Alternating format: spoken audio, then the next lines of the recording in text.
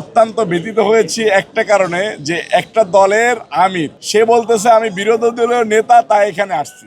তার মানে সে হৃদয়ে ধারণ করে না বাংলা ভাষা। কিছু মানুষকে সংসদে বেয়াদবি করার জন্য পাঠিয়েছে। ইতিহাস ধারণ করতেছে, ঠিক আছে। 1952 সালের যে আন্দোলন, এই আন্দোলন আজকে 2026 সালে এসে ঠিকেছে। আমি 52 সাল থেকে 26 সাল যদি দেখি, একটা গ্রুপ বাংলাদেশে বসবাস করে, বাংলাদেশে ভোট দেয়, বাংলাদেশের ভোটার, বাংলাদেশের সুবিধা নাই, বাংলা ভাষায় কথা বলে, কিন্তু হৃদয়ে ধারণ করে অন্য ভাষা। আমি আজকে সকালবেলা ঘুম থেকে উঠে অত্যন্ত ব্যথিত হয়েছি একটা কারণে যে একটা দলের আমির সে বলতেছে আমি বিরোধী দলীয় নেতা তাই এখানে আসছি। তার মানে সে হৃদয়ে ধারণ করে না বাংলা ভাষা, হৃদয়ে ধারণ করে না বাংলাদেশকে। আমাদের দেশের মানুষ প্রত্যেকবার যে তাদেরকে প্রত্যাখ্যান করে, এটাই তার প্রমাণ। কারণ এই যে দেখেন যে এইবার কিন্তু একটা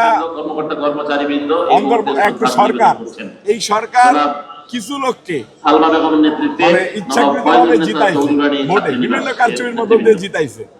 তো যাদেরকে জিতাইছে তারা যদি বাংলাদেশি হতো তাহলে আমাদের কোনো আপত্তি ছিল না, কিন্তু তারা তো বাংলাদেশকে ধারণ করে না ভাই। এটা আমার কাছে মনে খুবই কষ্ট লেগেছে। আমি বলবো বাংলাদেশের মানুষকে আজকে তাদের ভাষা দেখুন, তাদের হৃদয়ের ভাষা পড়ুন এবং তাদেরকে হৃদয়ের ভিতর থেকে ঘৃণা করুন। না, নির্বাচন সুন্দরভাবে হয়েছে সেটা জনগণের কারণে। একটা সরকার চেয়েছিল, আপনারা দেখেছেন যে নির্বাচনের আগে একটা দল, একটা জোট বলে দিয়েছিল যে আমরা ক্ষমতায় আসতেছি, এবং অন্তর্বর্তীকালীন সরকারের প্রধান বলে দিয়েছিল অমুক অমুক অমুকের সংসদে আসা উচিত। আমরা দেখেছি তাদের ভিতরে 5-6 জন সংসদে চলে এসেছে।